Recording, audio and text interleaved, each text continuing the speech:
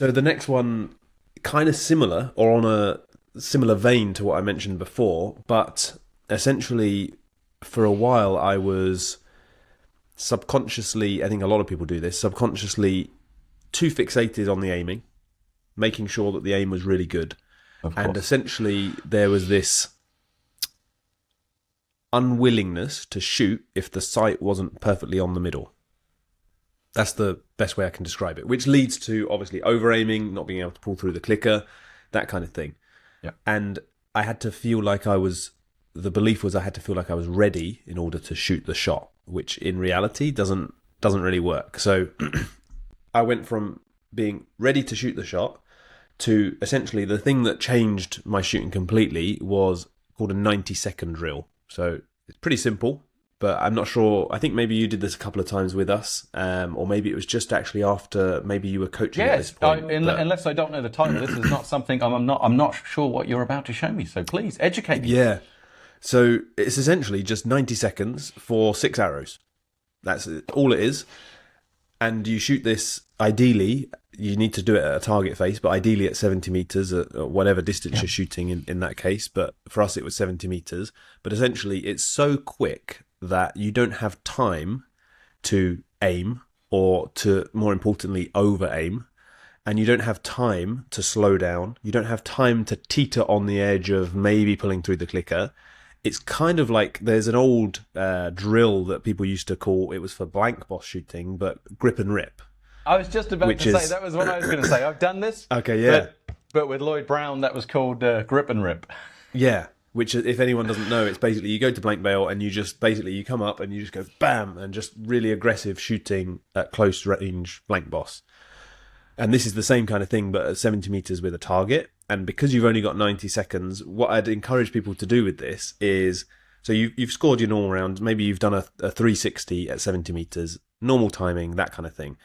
And then 6 arrow ends, 90 seconds, and do this drill score the round, and it will feel ridiculous. It will feel completely unreasonable. It will feel like you're going to shoot out of control, unstable. Uncontrolled. Just like, how am I even going to hit a barn door because my sight is like barely on the target on the first end? But the more you get used to it, the better you get. The more your sight comes in anyway. The more you get comfortable shooting when your sight's not perfectly on the middle.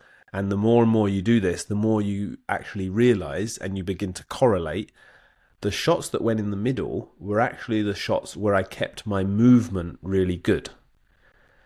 And the shots that aren't on the middle, that don't land in the middle, are the shots where I hesitated, or I stopped, or I did all kind of things like this. So even though my sight was maybe in the 7 at the moment the clicker clicks, because I had this great direction and this great movement, and the sight was close enough, then, and I was looking at the aiming spot, i.e. the gold, on the moment of release, my sight was directed onto the gold. I had the punchy release. I didn't make any mistakes, like big mistakes. This is the key thing.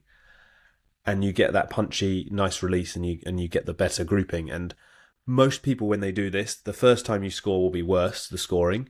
Sometimes it's not, but most times the first time will be worse. And then eventually you'll get to a point where you kind of start scoring better when you do this drill compared to when you don't do it.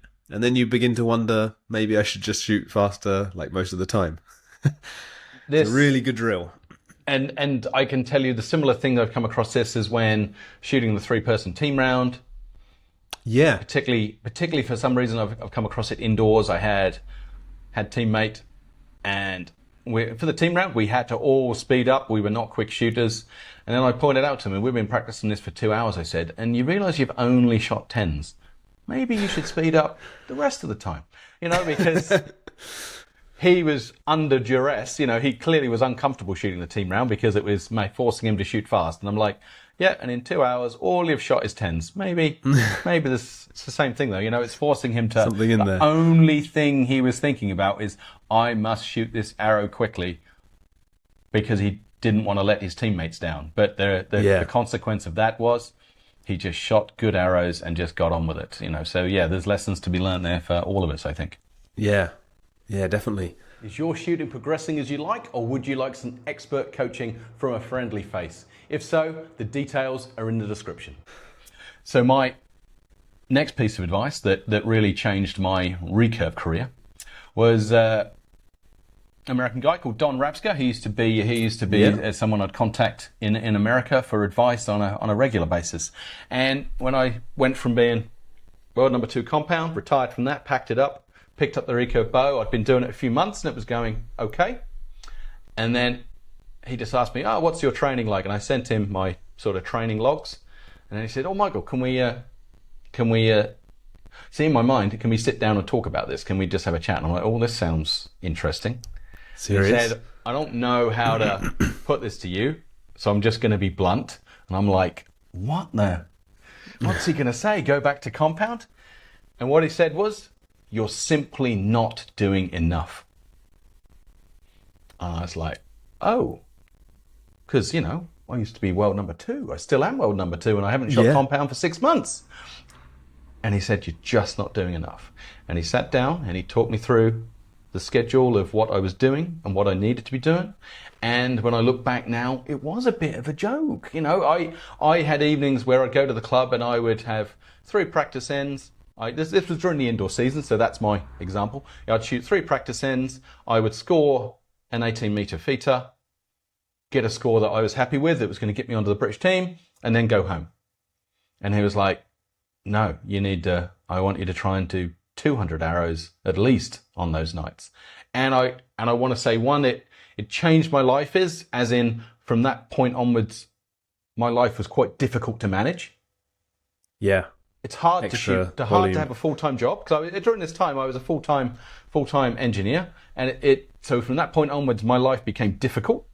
Being an international archer was a challenge, not a luxury. It was a really difficult, because shooting that number of arrows, particularly indoors, really takes all your time and focus. So that changed my life from that point of view, and it changed my life when it comes to my performance. After a few months of doing this, after the first month, I felt exhausted, and I don't think my performance had increased, upping it to so probably doing 200 arrows, probably 6 days a week, 5.5, 6 days a week. But after 2 months, the performance came, and after 3 months, I got my first ever international. I got a 5th individually at the European Championships, and we got a team bronze medal, which was Archery GB's first team medal in like 15 years, something like that. So it was in target archery, just till the field archers jump at me. So it was quite significant, but it did change my life. It made my life more difficult, because being an international athlete is difficult, but it also opened up a whole world of opportunities. Whereas I think if I'd have continued on my old path, and then I would have run into professional coaches like Lloyd Brown and Peter Sook, that would have been horrendously traumatizing, to go from my life of laid back part-time archery and then started working with Peter. That would have destroyed me, going from one extreme to the other. So at least this conversation with Don Rapska truly did put me on the right path and showed me what direction I needed to go in. And I was simply not doing enough. And I can't think of a more direct but also kinder thing to have said to me. And I'm glad he did risk upsetting me. Yeah, with that. Because people think there's some magic trick, right? They think there's some special training technique or some special thing that you can do that's going to save all this time. But really, you do need to do more. That is going to make the difference. For coaches out there, it's hard to deliver messages like this to people who are already successful. It's really easy to say it to someone who's totally failing, but it's harder to go to say to someone who's been a world number 2, oh, by the way, you're really not even doing 50% of what you need to do. That's a powerful conversation, and sometimes we do get people coming onto the team and they've just done enough to get onto the bottom of the team, but they don't realize the gap between where they are and where they want to get is 2, 3, 4, 5 times their amount of work of what they're currently doing. And of course, not everyone can do it, but it is what I wanted to do. It was the main focus of my life, so I got on with doing it. And I'm glad I got that advice after shooting recurve for 3 months rather than shooting recurve for 3 years. Yeah, and then you would have been like, why did no one tell me this? But they can be intimidated. They can be, well, he must know what he's doing. Yeah. He's only just gone to recurve and he's going to make the British team. Surely he knows what he's doing. No, I knew nothing. I knew very little. But I could aim my bow still, and I could pull it through the clicker. And clearly I had good mental skills, so that was enough to brute force a certain level of performance. But if I take that 5th place performance as being probably a score of 576, 578, something like that, and then 8 years later, when I qualified first at the World Championships with 591, that is the performance gap. That's the difference between brute force and ignorance and some sort of refined skill, isn't it? You know, that is the journey I went on, and getting that conversation, you're simply not doing enough, was a big eye-opener for me. Yeah, definitely. Wow. All right, thank you very much, Ash. I'm hoping the life lessons that we had can maybe be applied to you, and maybe can make you go on the same journey that we did, and enjoy your shooting and take it where you can. All right, thank you very much. If you stayed till the end because you enjoyed the video, please consider subscribing. It really helps me.